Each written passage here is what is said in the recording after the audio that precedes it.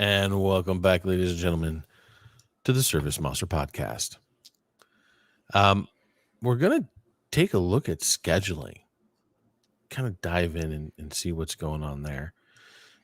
We'll lament a little bit about Michael. He's no longer with the ServiceMonster family, and we are sad. We've got a new release we want to talk about for ServiceMonster 6. Spring Fill My Schedule campaigns. We've got a mobile release that we want to touch on. A few SMUG posts. And then also a change to the show, although it's going to be kind of at will. So I don't know how permanent it will be. But next week, very much like what we had the week before with Robert Atlas. If you didn't watch or listen to that podcast, go check it out.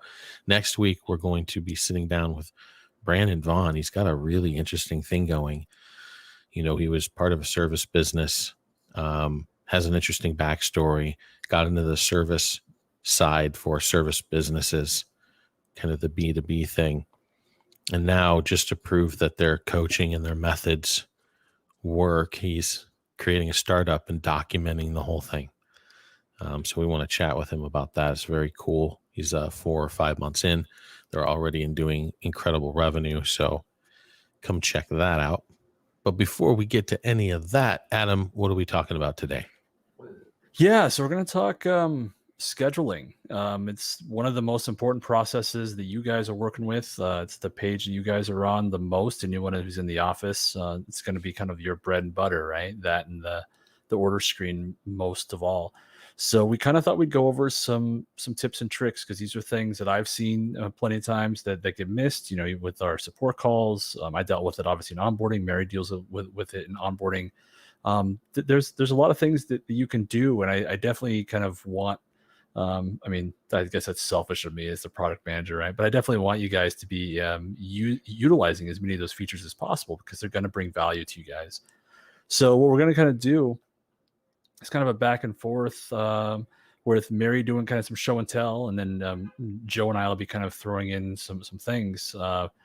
But yeah, I guess let's just kind of get started and go over kind of like if you guys are just first coming onto the schedule. And by the way, I want to make a quick note. We're talking about the version 2.0 of the schedule. And I know some of you guys are still using version 1.0, and I actually thought this would be a good time. If any of you listeners or your staff, and if you guys are you still feel like you're stuck or you're using that version 1, definitely kind of leave a comment, let us know. We have a couple of things that we're looking at getting finalized out this summer, but we definitely want to know if there's something you feel like we're missing to get you guys under that newer schedule. Definitely hit us up. But that said, though, we'll just kind of start, I guess, first and foremost, going over the settings, because I definitely see this get glossed over a lot. And we don't have to go into all of the nitty gritty, but I just want to kind of show you guys a couple of interesting things, which then Mary will kind of show you guys how to do that. So first, let's just have Mary kind of, let's open up the main schedule screen here, Mary. We'll just kind of go back and forth.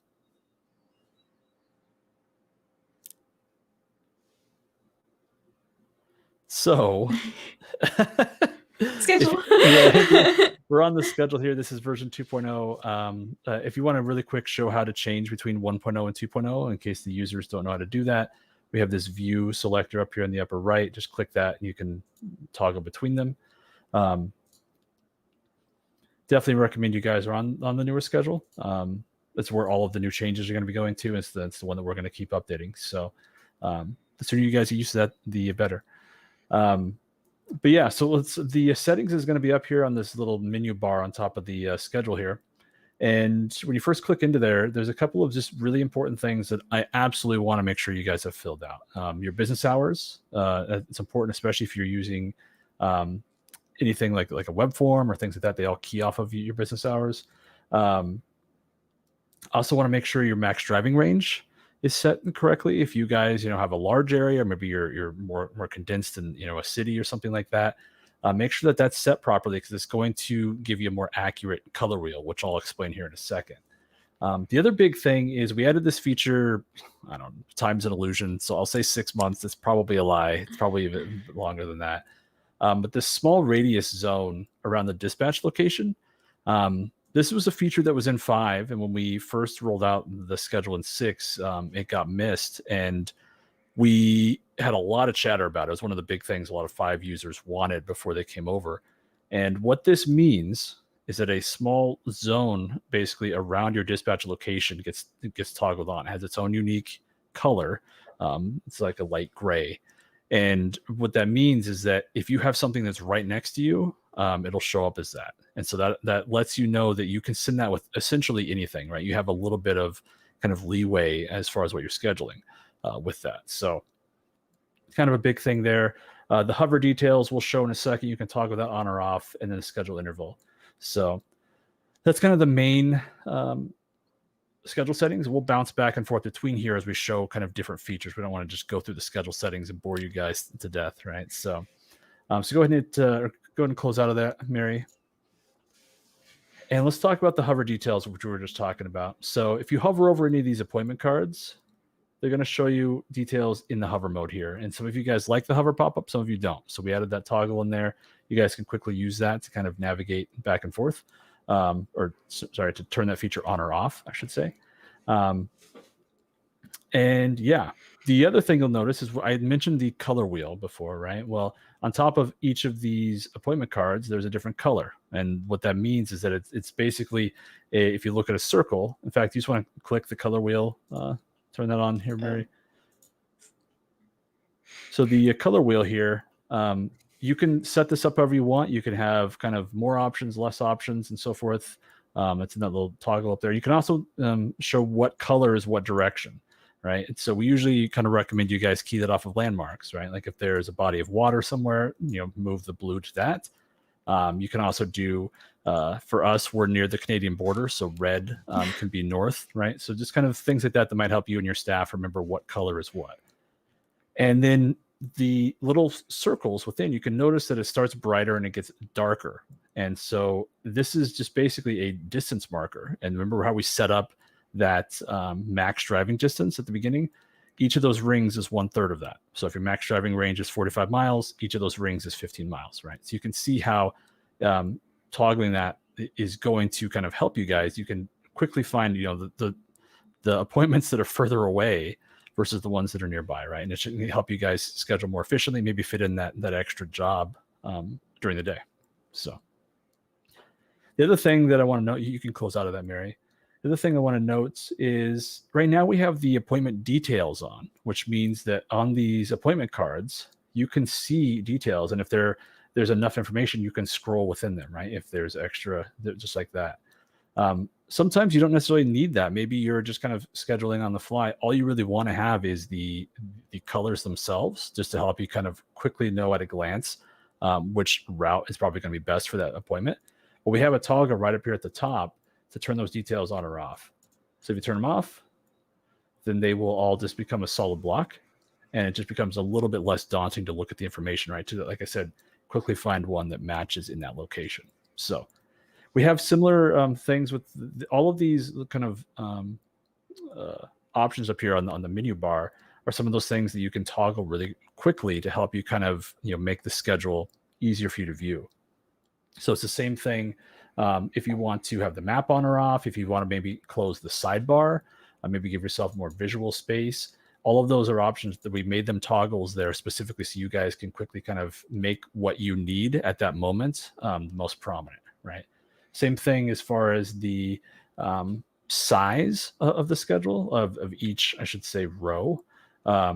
So if you open that up, there's a bunch of different options. And so if you guys have a lot of details in your appointments, or maybe you're someone who schedules really quick appointments, we have someone who does regularly 15-minute appointments because they're just doing a lot of a pickup kind of stuff. You want to make the rows taller, essentially, so you can see that. Otherwise, you're just going to have a bunch of just data all kind of clumped together, and it's not really that helpful for you, right? So you can easily kind of expand that here and then just scroll vertically as you need. So with that out of the way, speaking of those appointment details, we can jump kind of back in to the settings. And this is a big one that we rolled out with 6.5. This was right before 6.5 was the big schedule. This is 6.4. on the schedule settings here, appointment details, you can toggle what is important to you. Like, what do you want to show and what don't you want to show? And by default, we have them all turned on. But you can come in here and you can say, okay, I don't really care about this on the appointment card. You can toggle some of those things on or off. A lot of you guys, maybe Alan, if you're listening, I know you use the order group prominently, so he would want to have the order group on, right? So just kind of things like that can help you, again, at a glance, only show the data that's pertinent to you, right? So that's a big one. The other thing is the minimum size. And so for some of you guys, this won't matter. If you're an owner operator, you're running 1, 2, maybe 3 routes.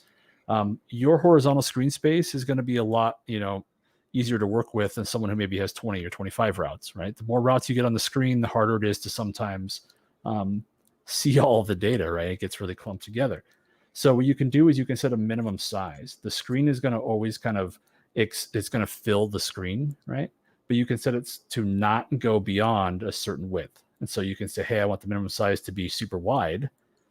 And you can save that, and it'll basically stretch everything. So then you scroll horizontally, but it gives you more visual space, right? So again, it's all going to going to depend on what you need, right? As a business owner, but we put these in here so you guys could customize that as needed, right? So the only last thing on the display, I really wanted to kind of focus on this as well. If you go into the settings and go to the display tab, you can also show just a couple of things. You can hide certain things like the daily route totals. Maybe you just want to show the per route versus the complete daily. And if you kind of hover over Mary, you can see that the daily route total is going to add all of your routes together, and then the route totals will be on each route individually. So things like that. You can also set your first day of the week. This is something that's pretty split 50-50 throughout our users.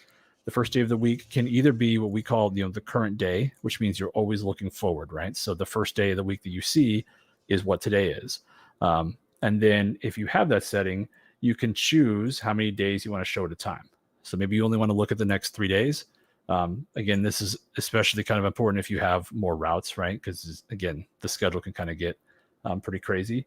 Or you can go up, to 10 if you want to have kind of that larger group without having to jump week to week, right?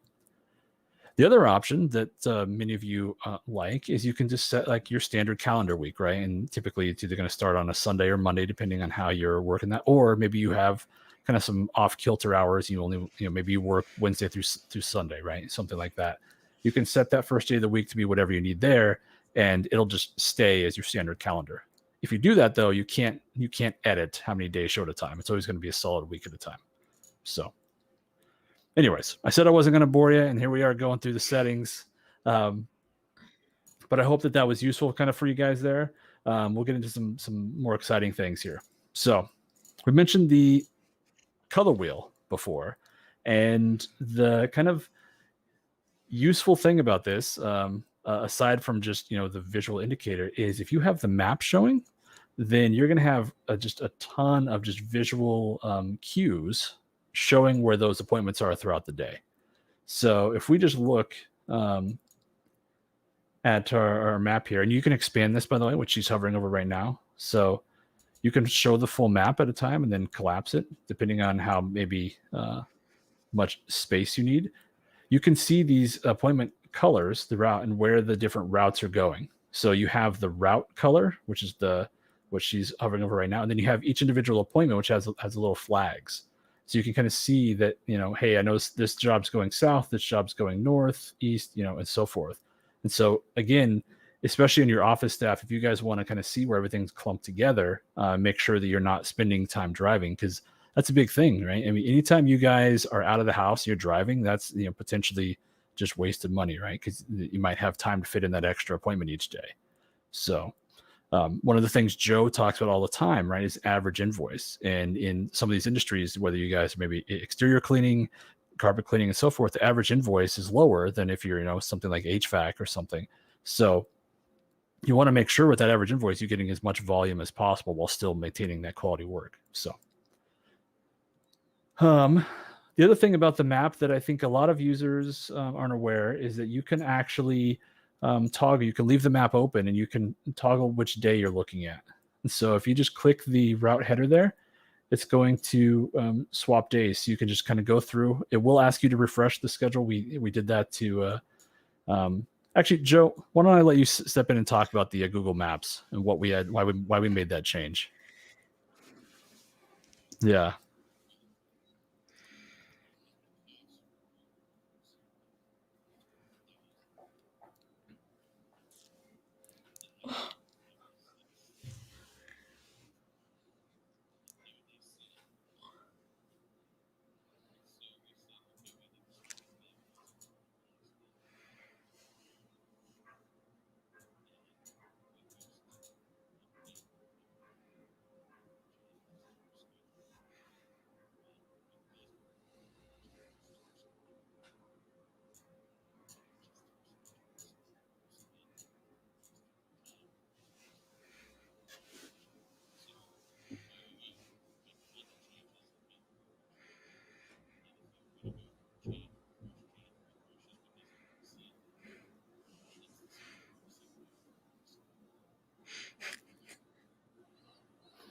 Yeah, this was one of those things. I'm sure a lot of you guys are aware of just, the market share that Google Maps has. I mean, I remember when Apple Maps came out, Bing Maps, those are basically memes compared to what Google was able to build. And so they had this, free API for decades, right? And then basically, in the span of a month, just pulled the rug out because they had that market share. And so basically they're able to do that. So, but it's an extremely useful feature. We wanted to make sure we kept that in there. So that's why it behaves the way that it does. And so now you guys are aware.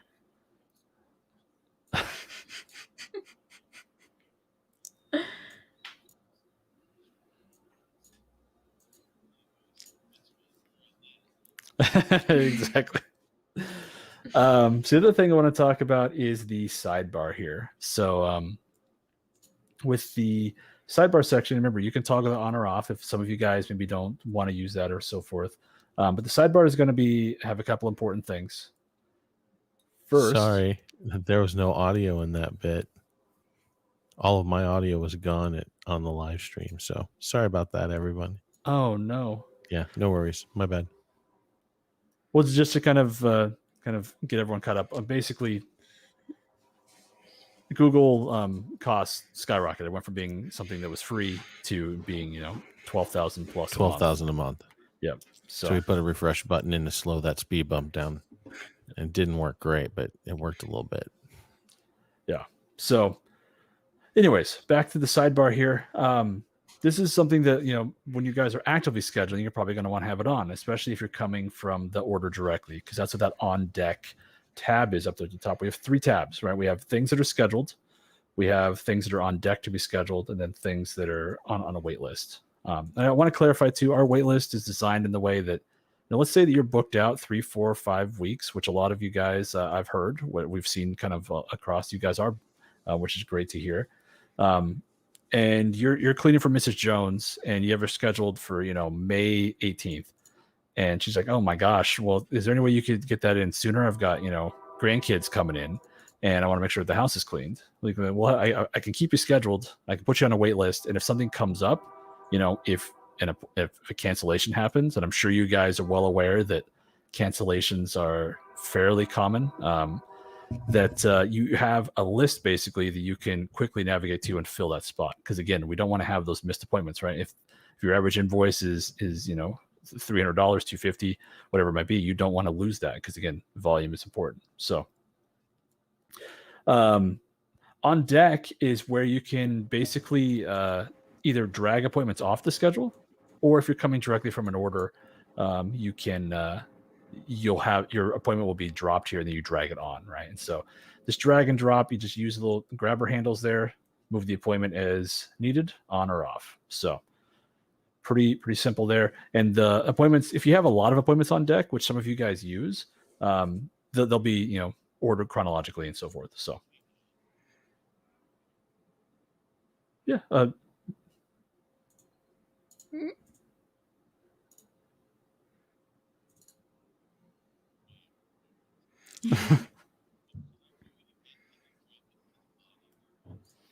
Right now, it's only up at the header. Something that we plan on addressing in the schedule update. So, but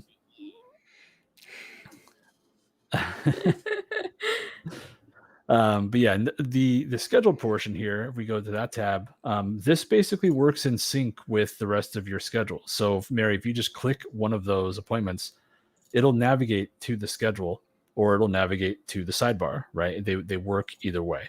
So if you just go to a different appointment on the sidebar and click that, maybe for something, you see how it will automatically jump to that section on the schedule. So it works either way. Sometimes you guys are going to be working directly on the schedule. Sometimes you just want to be kind of looking through your list. So this is a quick way to kind of jump through a lot of things. And we're making a lot of improvements in the near future on this sidebar, by the way, after some feedback from you guys and just some things we want to do. In fact, the release that's going out later today is going to have a pretty drastic change on how the notes are going to work. But more on that next podcast for you guys, I guess. But you can do a lot of quick actions here. This is something that Joe and myself and the rest of the team spent a lot of time on to make sure that you guys didn't have to jump off of the schedule. And so if you guys aren't aware, you can do these quick actions here. So you can send an email. You can make a payment. You can open up the completion wizard.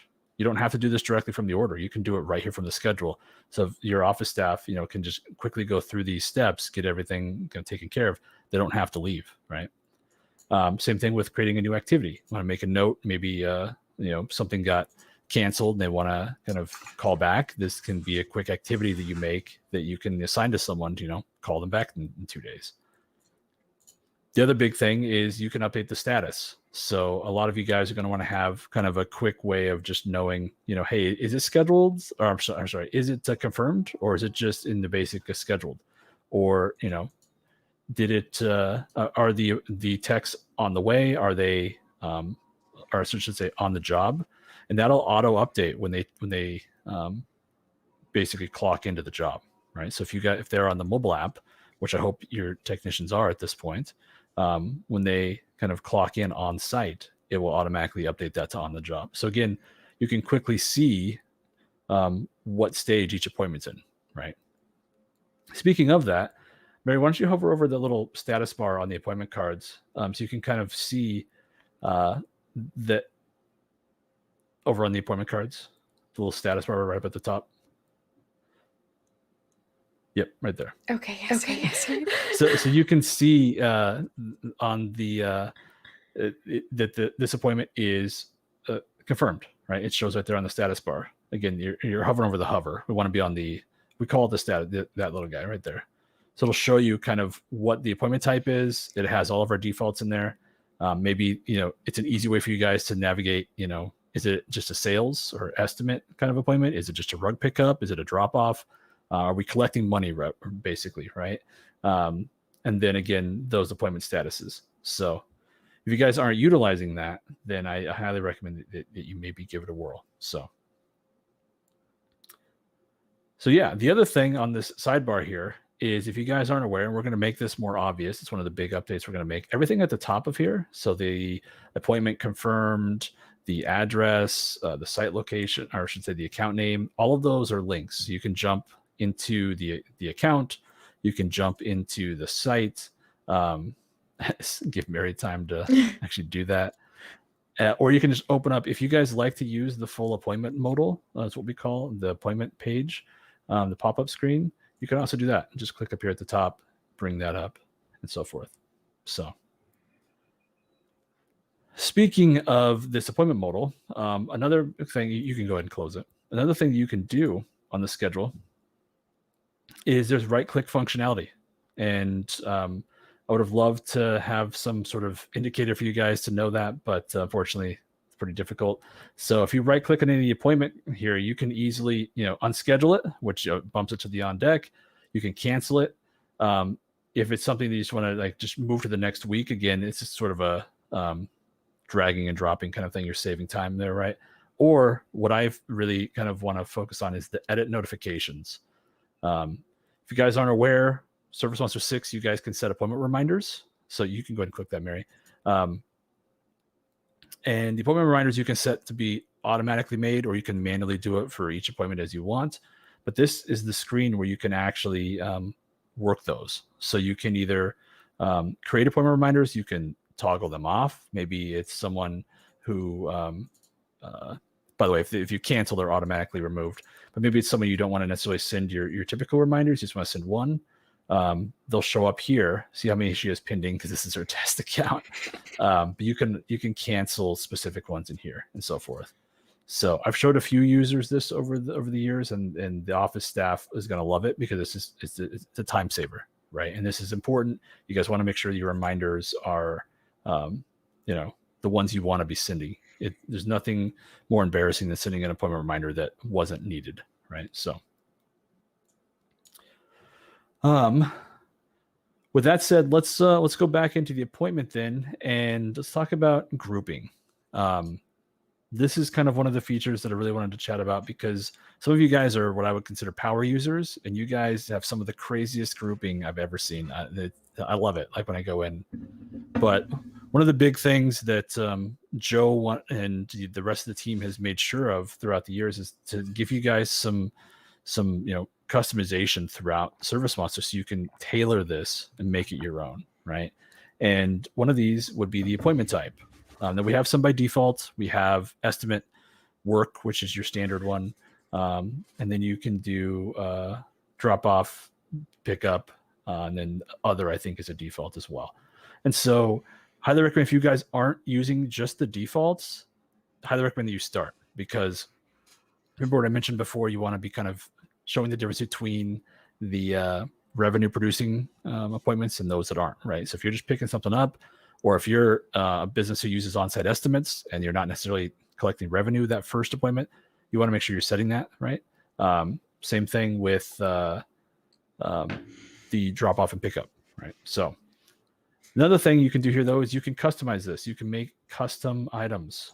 You hit the little plus button. You can do this with any of our, what we call pick lists, these drop-down lists that are editable, and you can make some. So one that I see pretty often is long distance, but you can also tailor this to whatever you need, right? If you want to specifically make an appointment type for maybe your services, you can. If you just want to say, hey, this is a rug, or this is a, whatever you want it to be there, then you hit the green check mark, save it. And the reason this is so important, guys, is because you can now run reports off of this, right? You can see what are the appointment types, what are the averages for those. You can get the serious analytical data from that. That's going to help you guys, know what's working, what's not. It's especially important if you guys, one of the podcasts we talked about late last year was diversifying. If you guys or if you've expanded into other products and services that you're offering, you're going to want to be making sure that those appointments and things like that are where you want them to be, right? Making sure, especially if it's a more expensive thing, maybe there's more training involved, yada yada yada, whatever it might be, right? The other thing that gets tied to this a lot that I mentioned with Alan earlier is order groups. A lot of you guys aren't even aware, I think, that these exist. And so Mary, it's a great opportunity there. We could have just jumped straight to the order from one of the appointments. So disappointed. On any of the appointments, you can jump directly into the order. But I'm just giving her a hard time, guys. But when you're on the order, there is a section on the order details over here on the right-hand side that shows group and subgroup. Group is the most important one. If you guys, again, are power users, you might use the subgroups more often. But this group allows you to basically group your orders by specific work that's being done. Right? So maybe you have a rug cleaning invoice, just a carpet one. A big one is emergency services, right? If you're doing any sort of restoration, a lot of times you're going to have a very specific kind of invoice for that, right? It's not going to be your standard work. These are things that you guys can use to, again, have advanced reporting. And this will also export over to QuickBooks as a class. So that's just one of those things. If you guys want to have that kind of organization and, again, get that deeper kind of data, then this is something you guys can start doing. So if we jump back to the schedule though,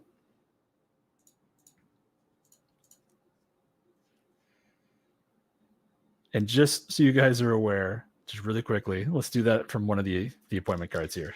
So you can either do it from the hover or you can do it from the sidebar. Either way, you guys can jump directly into the order. And the reason why this is so useful, and the reason why I made Mary do this, is the breadcrumbs that it leaves up at the top, right? So after you've done everything and you've saved, you can click the breadcrumb right at the top and jump right back to where you were working. So, whew, my goodness. I'm just doing a training session for you guys. I hope that my soothing voice is not putting anyone to sleep. I really do. I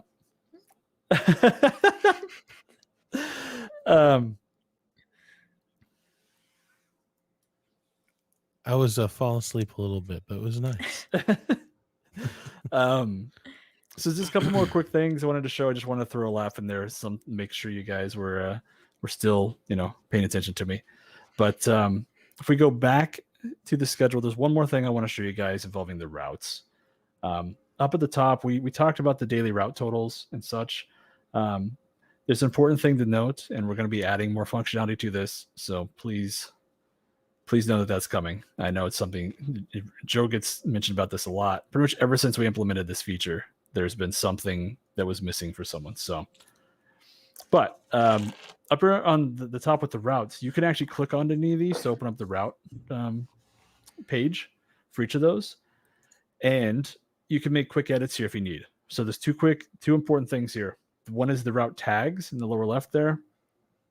And one is the default technicians.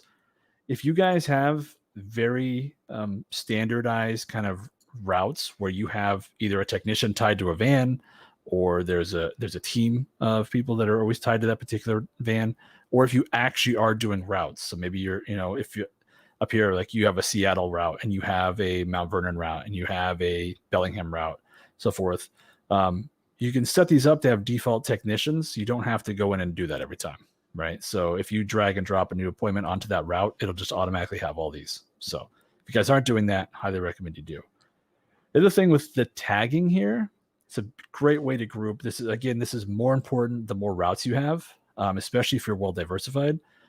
We have a local company that has something like 20 or 25 routes, and they have very specialized routes. So those routes are doing, one route's doing janitorial, another route might be doing just exterior work. One route might just have kind of the lead text that has sort of the emergency services kind of thing.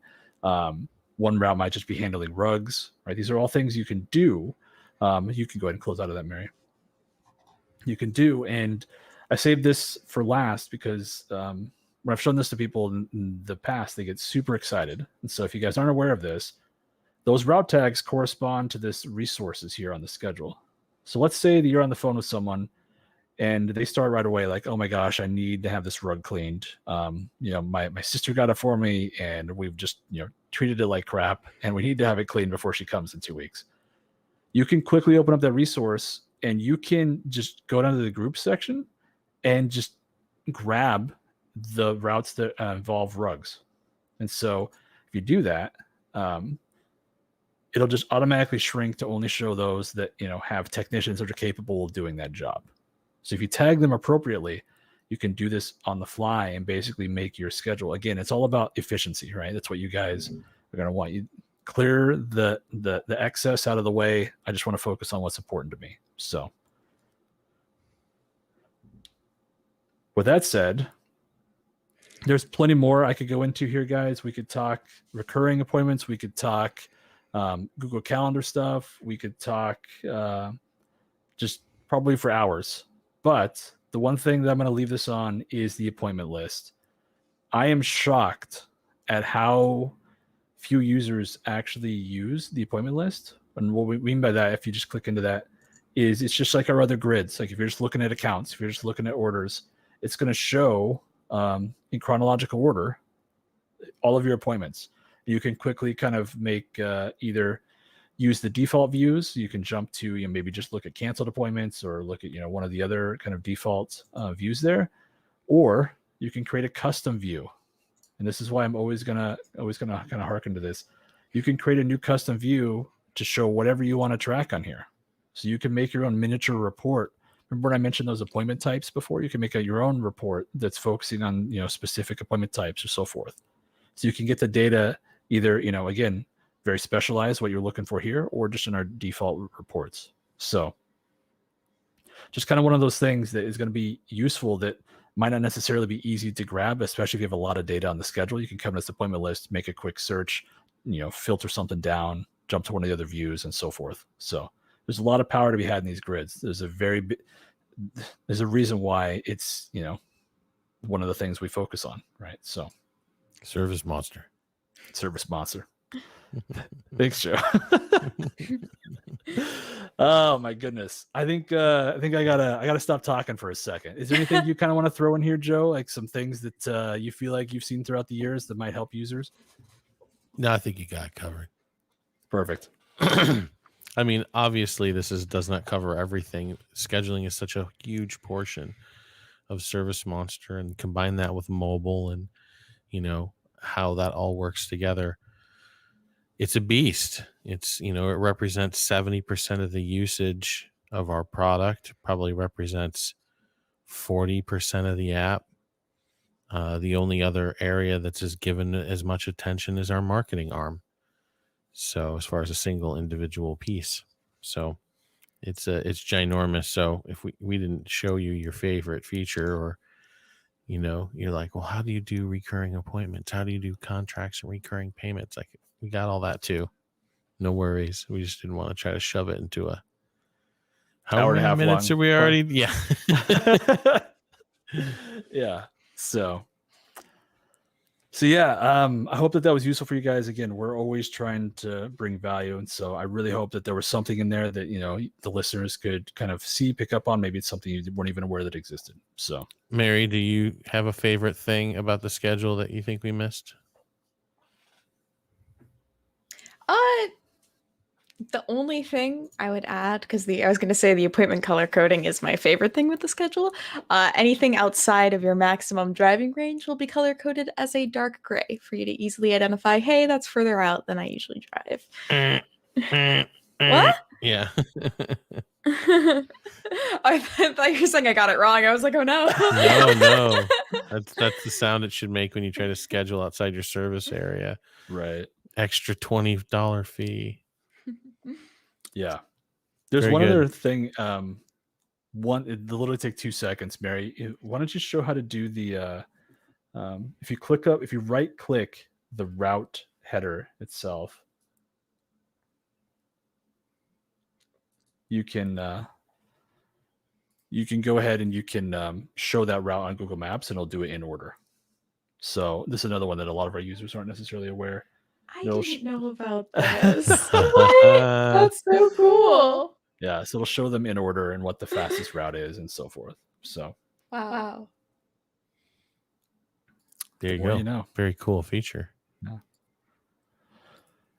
All right, you know what? Let's jump into some ServiceMonster news, guys. Let's let Mary have a break here from showing. Thanks for doing that, by the way, Mary. Of course, yeah.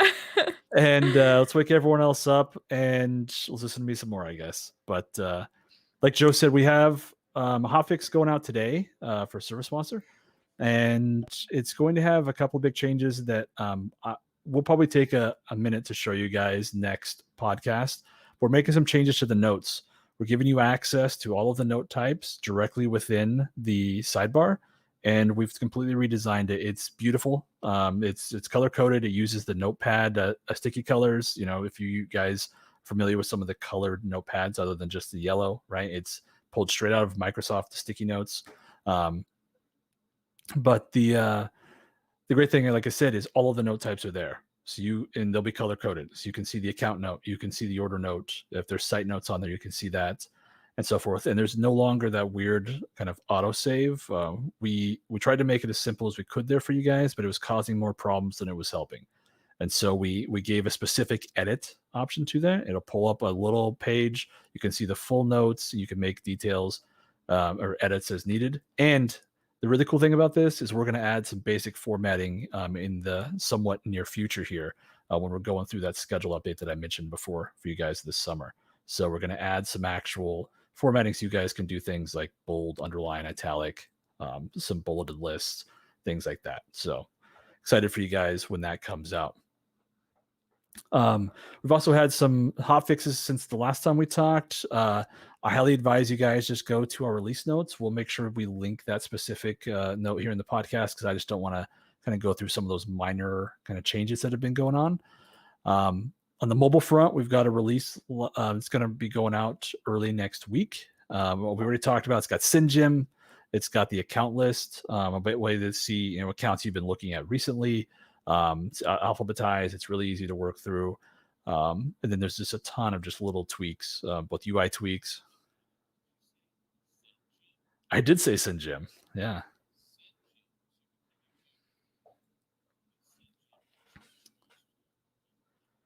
Yeah. So SynGym.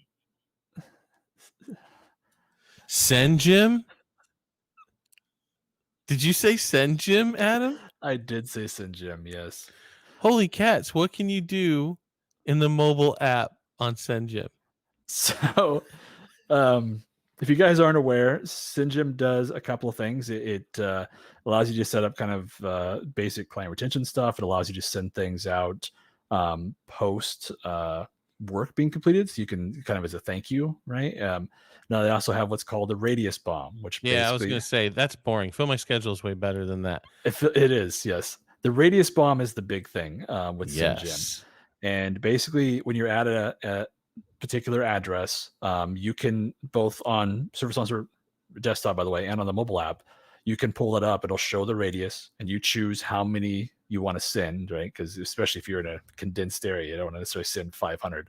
But then you can send various things. You could just send something as simple as a postcard, but you can also send things like flowers or brownies or a bunch of other things that I'm missing off the top of my head. But they have a big kind of drop down as what you want to send, and they're all just based on credits. So in SynGym, you just have credits. You can, fill that up as needed, and then you just fire that away. And in the mobile app, again, it's at your fingertips, right? So if you're on an appointment, you feel like it's in a neighborhood you want to maybe do some work for, boom, you can fire off that radius bomb, send it off to some of those neighbors. So it's 5 rounds on steroids, and you don't get the data, but you get to hit them up with the direct mail campaign. So it's a direct mail campaign, 5 rounds digitally, and you can control what 5 means, right? You can extend that out in the area, get the whole neighborhood, maybe hit 150. So I'm amazed more people aren't using it. And I think they're not using it because they may not have created a well thought out and well designed end-to-end campaign, right? A sequence that they should build there should include 3 mailers to that group over a specific period of time with very specific messages. And I haven't seen too many people do that. So I would encourage you to do that. It's a pretty incredible opportunity there.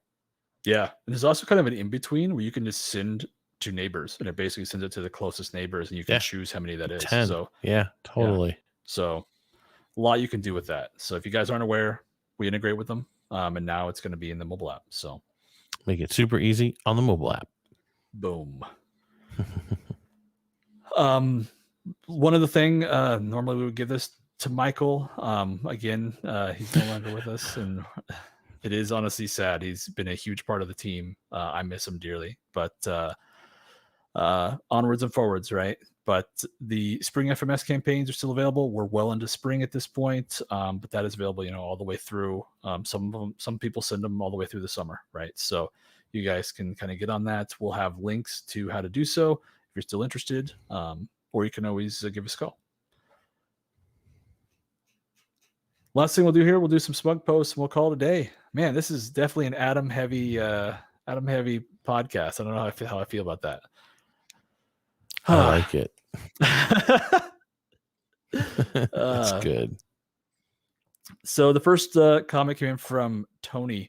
Was going through kind of discussing, they have a lot of commercial clients with numerous locations, and they were kind of having issues with the billing address versus work address and kind of how best to proceed with that and so forth. And Joe kind of stepped in and talked about some things, but there's also a really great post from Mary Lynn, and just kind of showcasing just some nice ways you can handle this. So the first thing I wanted to point out is the primary address and billing address are the same thing. So if you're in an account, Mary, why don't you just kind of pop into account while I'm talking here? If you're on an account, you can see the primary address right in there, and that's going to be the same thing as the billing. So if you're dealing with maybe like a property manager, and they have a lot of different buildings, different addresses, and so forth, you can go in and you can see that address right there. And so that's the primary, that's the billing. Then when you're doing the service locations, that's going to be your sites tab. And some of you guys might have 500 sites within one account, but there's other things you can do as well. So what Mary Lynn suggested was they have, she just gave an example, ABC company dash Apple location, and you can do ABC company dash pair location and so forth. And then you just have a parent company, which is the ABC company. So everything's still organized. You can still run reports very easily and see kind of how much revenue you're pulling from them and so forth. Make sure your price points are where you want them to be. But you're grouping everything by who is being billed. That's the important thing. The primary account should be who's getting billed. You can have different service locations within that primary account. So hope that helped. The next one, if you just want to jump back into the main account screen there, Mary, we'll do a quick thing here too. Jeremy was a longtime 5 user, came to 6 and was like, I can't find the do not mail button. And so just wanted to kind of highlight here on this page, all of these buttons that Mary's highlighting here, these are the do not contact. So if they're red, that means they're enabled, or they're enabled in the sense that you're not going to want to contact them. So that goes for all those phone numbers, that goes for the billing address there, which is the do not mail. Same with email, Facebook, things like that. So just wanted to highlight that on the account details page here. That's just how you toggle that on or off. Oh man, this next one came in from Daniel, and he was looking at the company summary dashboard, which is on the Home 2.0 page, and there was a little bit of confusion there as far as what this was comparing. So if you are on the home screen there and you just look at the company summary, there's a month to date, there's a 30-day, and there's a 90-day, right? And so he thought that they were comparing the last 30 days to what, the previous 30-day period to the current 30-day period. And it's actually a year-over-year comparison. But the main thing I wanted to show you guys, if you're not aware, throughout the app, we have help links directly on a lot of these things.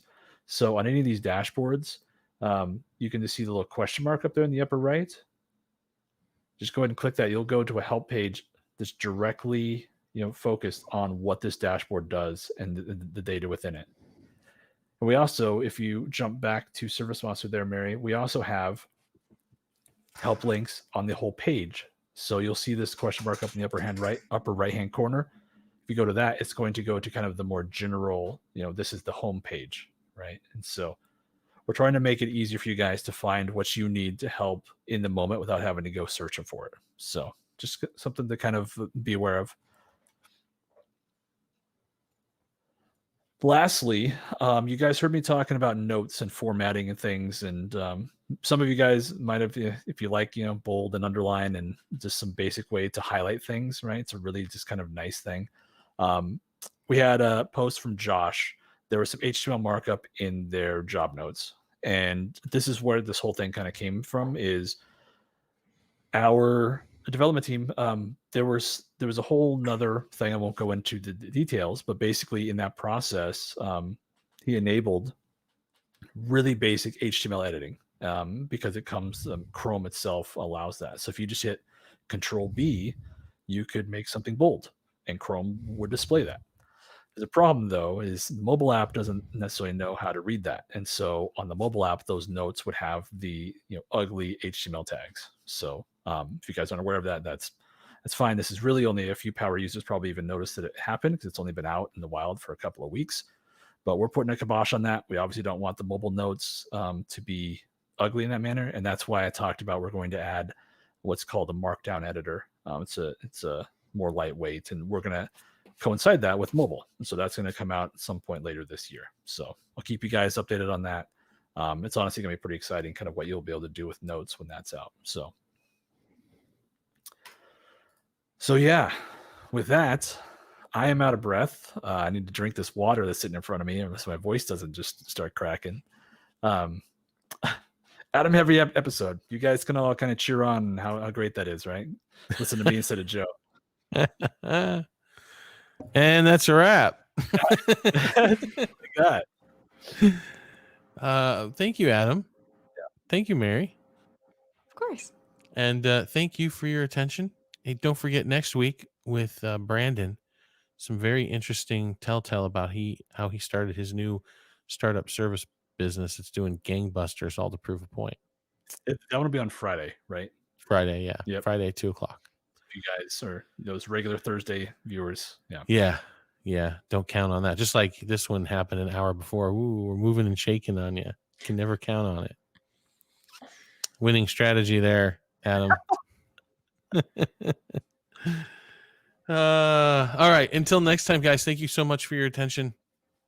Peace.